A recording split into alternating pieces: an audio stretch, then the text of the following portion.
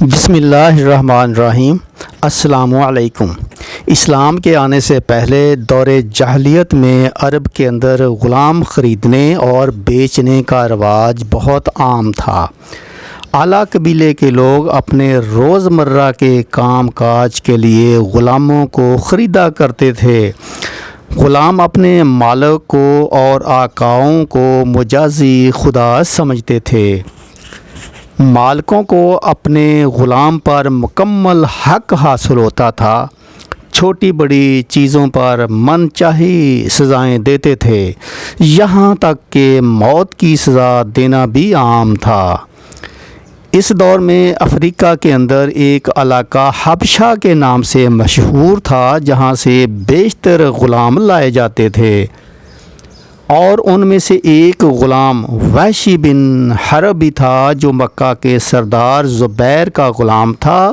یہ غلام نہ صرف اونچے قد اور تندرست جسم کا مالک تھا، بلکہ تلوار بازی، لڑائی اور تیر بازی کے اندر بڑی مہارت رکھتا تھا، اور یہی وجہ تھی کہ اس کا مالک اسے بہت پسند کرتا تھا اور کسی بھی قیمت پر اسے بیچنے کا نہیں سوچتا تھا۔ ایک دفعہ آپ صلی اللہ علیہ وسلم مسجد میں تشریف فرما ہو کر اپنے صحابہ کے ساتھ گفتگو فرما رہے تھے کہ اچانک سے وحشی بن حرب تیز رفتاری سے مسجد کے اندر داخل ہوتا ہے اور بلند آواز میں کہنے لگتا ہے کہ میں گواہی دیتا ہوں کہ اللہ ایک ہے اور محمد صلی اللہ علیہ وسلم ان کے رسول ہیں۔ آپ صلی اللہ علیہ وسلم نے نگاہ اٹھائی اور اس غلام کو دیکھا۔ دیکھتے ہی آپ نے نظریں پھیر لیں اور کہنے لگے کہ تیرا اسلام قبول ہے، مگر تجھ پر افسوس ہے، میری نظروں سے اوجھل ہو جاؤ اور آئندہ کبھی میرے سامنے مت آنا۔ آخر اس غلام نے ایسا کیا کام کیا تھا کہ اسلام قبول کرنے کے بعد بھی آپ علیہ السلام نے سخت ناراضگی اور غم کا اظہار کیا؟ جب سرکار دو عالم صلی اللہ علیہ وسلم کی نبوت شروع ہوئی تو کفار اور مشرکین نے مسلمان کو اذیتیں دینا اور پریشان کرنا شروع کر دیا تھا۔ اسلام کی بقا اور کفار کی شرارتوں کے نتیجے میں سن 2 ہجری میں مسلمانوں اور مشرکین مکہ کے درمیان کفر و اسلام کی پہلی جنگ لڑی گئی، جس کو غزوہ بدر کہتے ہیں۔ اس جنگ کے اندر چند گنے چنے مسلمانوں نے قریش کے 1000 سپاہیوں کو دھول چٹایا اور انہیں شکست دے کر ان کے غرور اور تکبر کو مٹی میں ملا دیا۔ اس جنگ میں قریش کے بڑے بڑے سردار مسلمانوں کے ہاتھوں قتل ہوئے، جن میں ابو جہل، عتبہ، شیبہ اور بنو امیہ کے بڑے بڑے سردار شامل تھے۔ ان سرداروں کو ان کے چچا حضرت امیر حمزہ رضی اللہ تعالی عنہ اور حضور کے چچا امام علی علیہ السلام نے قتل کیا تھا۔ دور جاہلیت سے ہی مکہ میں بنو امیہ اور بنو ہاشم کے درمیان خاندانی دشمنی بڑی مشہور تھی، اور اب اس جنگ کے بعد نفرت کی آگ اور بھڑک گئی تھی۔ ان کے بڑے بڑے سرداروں کے مارے جانے کے بعد اب قریش کی سرداری ابو سفیان کے ہاتھوں میں آ گئی تھی۔ جیسا کہ غزوہ بدر میں مارے جانے والے ایک سردار ابو سفیان کی بیوی ہندہ کے باپ، بھائی اور چچا تھے، لہٰذا ہندہ اور ابو سفیان نے لوگوں میں انتقامی جذبات کو بڑھانے کی کوشش کی اور قریش کو پھر سے نبی اکرم صلی اللہ علیہ وسلم کے خلاف اٹھ کھڑے ہونے کی دعوت دی۔ لہٰذا اگلے سال قریش مکہ بدر کے مقتولین کا بدلہ لینے کے لیے نئے جوش جذبے کے ساتھ غزوہ احد کی تیاری کرنے لگے۔ اسی دوران وحشی ابن حرب کو بلا لیا گیا اور اس سے پوچھا گیا کہ کیا تم غلامی سے چھٹکارا چاہتے ہو؟ اس نے کہا کہ مجھے کون غلامی کی زنجیروں سے آزاد کروائے گا؟ اسے کہا گیا کہ اگر تم محمد صلی اللہ علیہ وسلم کے چچا حضرت حمزہ کو قتل کر دو تو تم آزاد ہو جاؤ گے۔ وحشی نے کہا کہ مجھے منظور ہے، میرا نشانہ کبھی خطا نہیں جاتا۔ یہ کہہ کر لشکر کے ساتھ چل کھڑا ہوا اور مسلمانوں سے جنگ کے لیے احد کے میدان میں پہنچ گیا۔ ابو سفیان نے اس موقع پر قریش کی ان عورتوں کو بھی ساتھ لے لیا جن کے رشتہ دار بدر میں قتل کیے گئے تھے، تاکہ یہ میدان جنگ میں لڑائی کرنے والوں کے حوصلے بلند کریں۔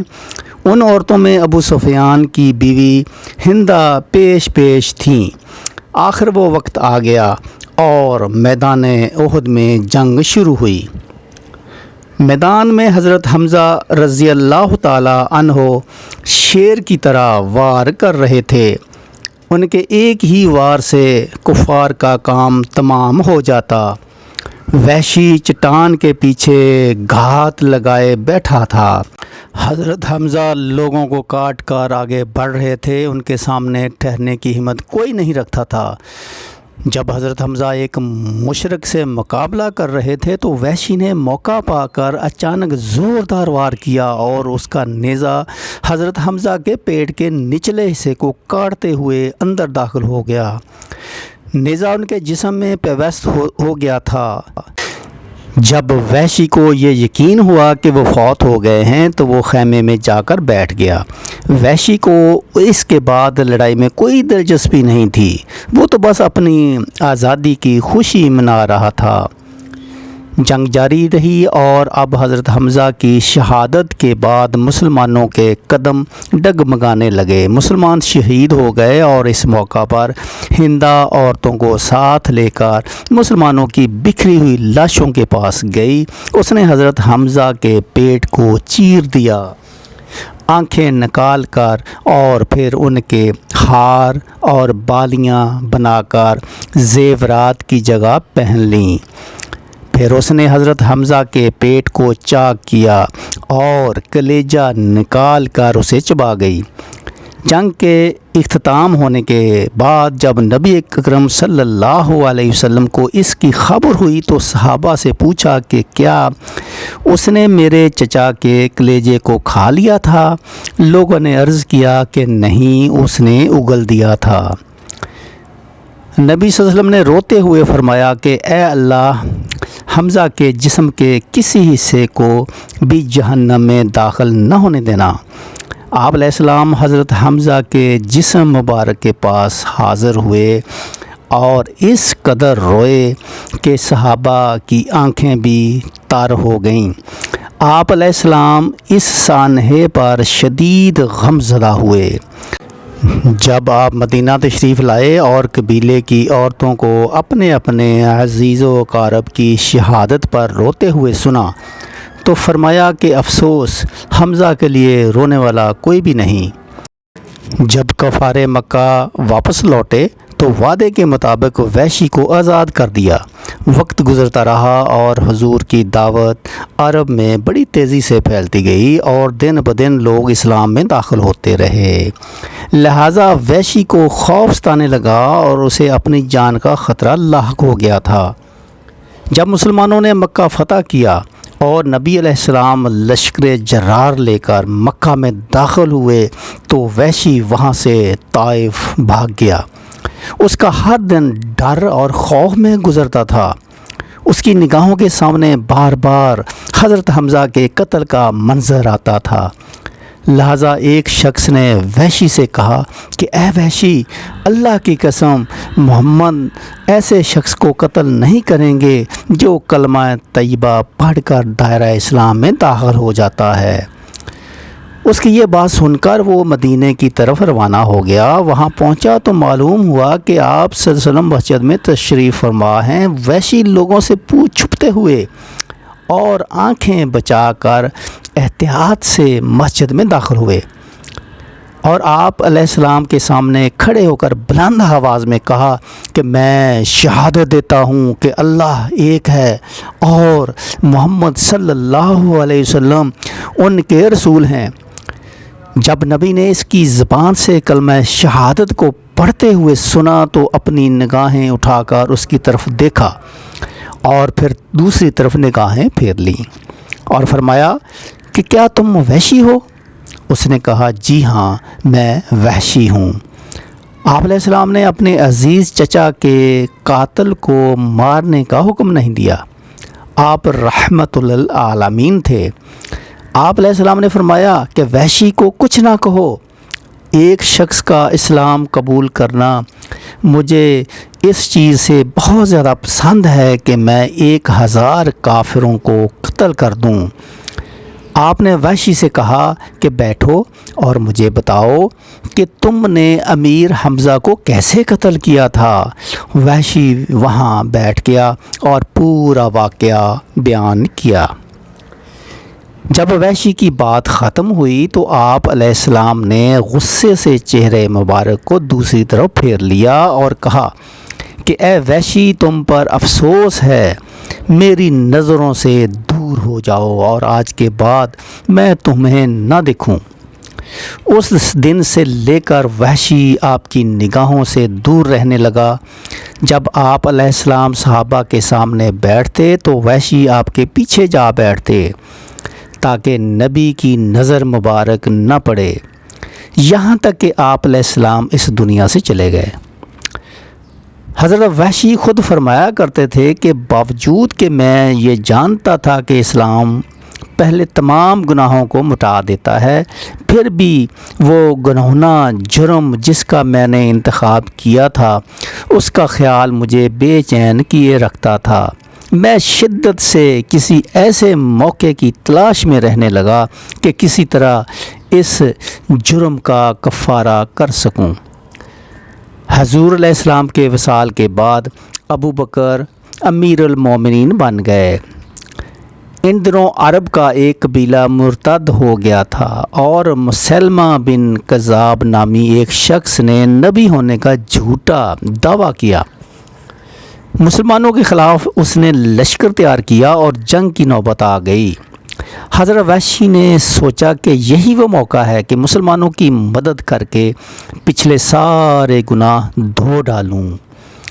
اس نے اپنا وہی نیزہ ہاتھ میں لیا جس سے حضرت امیر حمزہ کو شہید کیا تھا۔ حضرت وحشی اسلام کے لشکر کے ساتھ جنگ کے لیے چل پڑے۔ انہوں نے قسم کھا لی کہ یا تو آج وہ مسلمہ کو قتل کرے گا یا خود شہید ہو جائے گا، اور جنگ کا آغاز ہوا۔ خوب نیزوں کی جھڑپیں شروع ہوئیں۔ حضرت وحشی مسلمہ کے انتظار میں تھے۔ مسلمہ سب مسلمانوں کو قتل کر دینا چاہتے تھے۔ جب مسلمہ بن کذاب کی فوج پر بھاری پڑنے لگے تو مسلمہ نے بھاگنے کی تیاری کر لی۔ فرار ہوتے ہوئے اس کو صحابہ میں سے کسی نے دیکھ لیا اور وحشی کو پکارا اور کہا کہ وہ رہا خدا کا دشمن جانے نہ پائے۔ جب وحشی کی نظر اس کذاب پر پڑی تو نیزے کا ایک ایسا شدید وار کیا کہ وہ اس کے بدن میں پیوست ہو گیا۔ حضرت وحشی نے اللہ کا شکر ادا کیا اور سجدے میں گر پڑے۔ تب ان کا دل کچھ مطمئن ہوا کہ انہوں نے حضرت حمزہ کو شہید کرنے کی تلافی کر دی ہے۔ سچے دل سے معافی مانگی جائے تو اللہ تعالیٰ بھی معاف کر دیتے ہیں۔ ہمیں اس سے سبق حاصل ہوتا ہے کہ اپنے گناہوں کی معافی مانگیں اور آئندہ اپنی زندگی اسلام کے بتائے ہوئے راستے کے مطابق گزاریں۔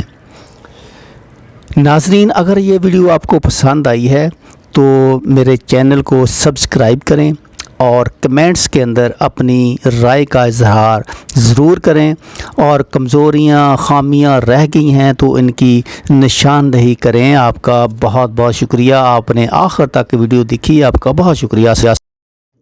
السلام علیکم ورحمۃ اللہ وبرکاتہ۔